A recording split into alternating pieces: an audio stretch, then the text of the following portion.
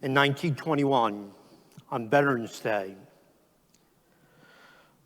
President Harding presided over a ceremony in Arlington Cemetery. A few weeks earlier,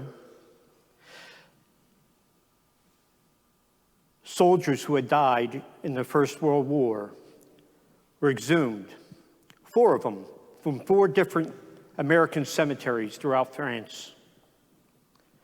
All 4 were placed in a casket, and whereby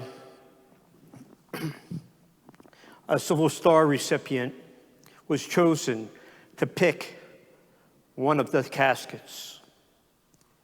He had white flowers in hand and laid it on the casket. That casket was then placed upon the USS Olympia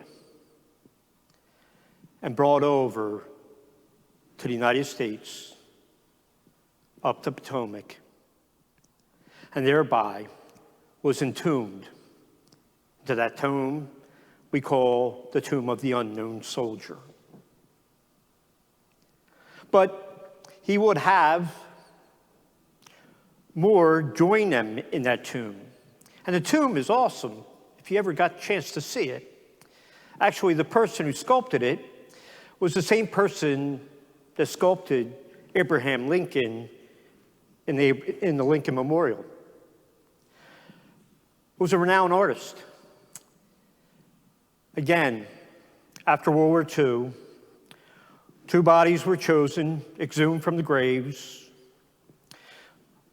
one in the Pacific Theater of Operations and one in Europe. Their names were not known. Again, this time, a Medal of Honor recipient chose from the 2. And the one that was chosen also was placed in the Tomb of the Unknown Soldiers. And likewise, the same happened in Korea. And also, believe it or not, in Vietnam. But that one was then identified, so he was taken out and placed in his family cemetery. So there are 3 bodies within the Tomb of the Unknown. They remain unknown on purpose, so they can acknowledge each and every veteran. You don't know if it's a general, a private, no matter what rank, you don't know. But the effort was made to acknowledge all those who put themselves in harm's way.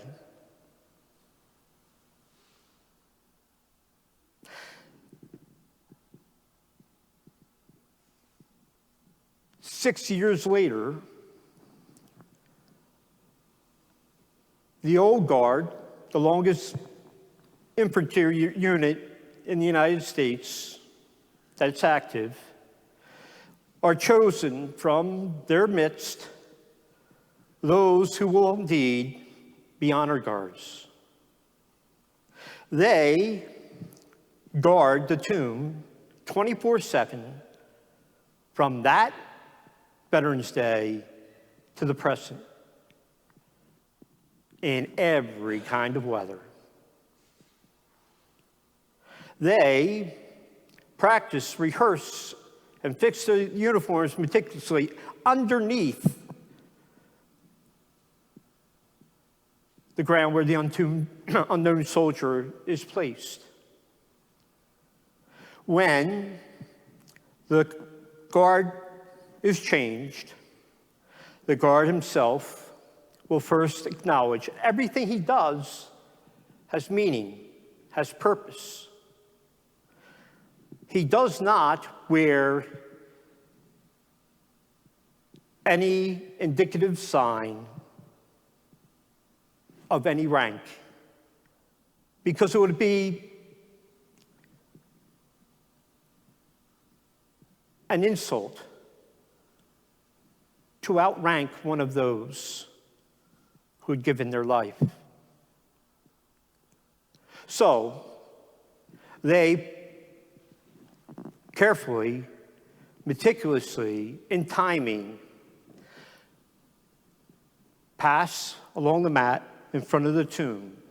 They take 21 steps. It's the same as a 21-gun salute. Then they turn, face the tomb, and methodically count 21 seconds.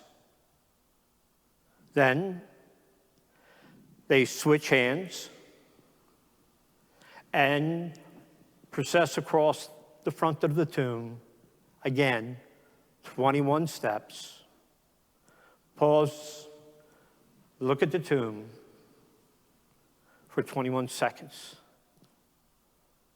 Everything that's done is calculated and has meaning. It's amazing to watch. It gives you chills because they, from that old guard, want desperately to honor all those who fought for the freedoms we have. It's not easy to make that honor guard. In fact, there's all kinds of testing. And the only insignia you wear is that honor guard of the unknown.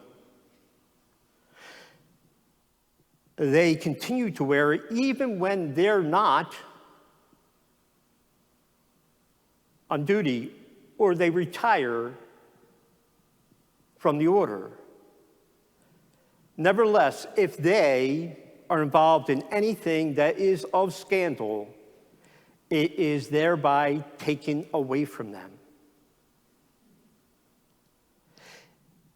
They come to understand that this was a lifetime choice they made to honor each and every day the veterans that went before them.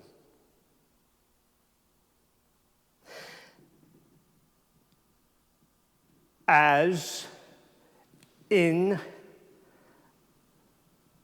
that ceremony, here in this ceremony, as I tell parishioners all the time, everything has meaning.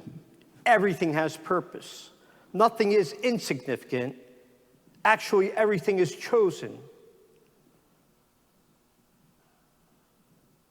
Instead of going to the tomb of the unknown soldier, the priest and the deacon approaches the rock of Calvary,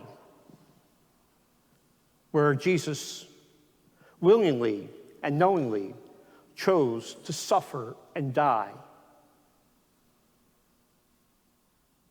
He was willing to give his life for all of us, for every race, creed, and color, for the atonement of sin, for the failure to recognize the dignity of each and every person made in God's image and likeness.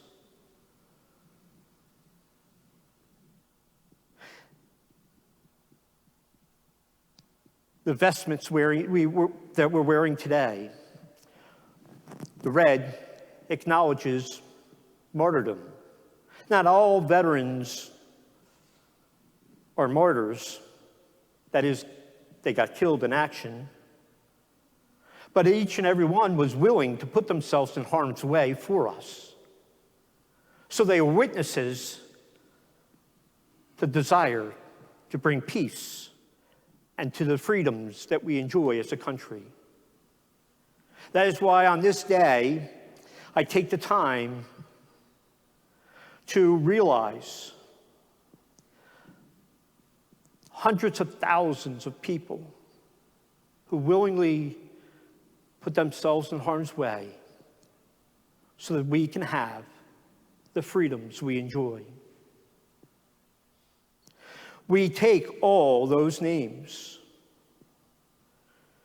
all those veterans, and unite them with the perfect sacrifice of Christ.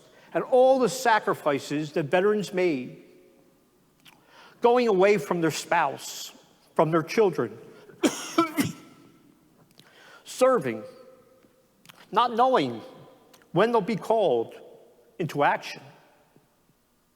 Some are fortunate enough not to have that happen.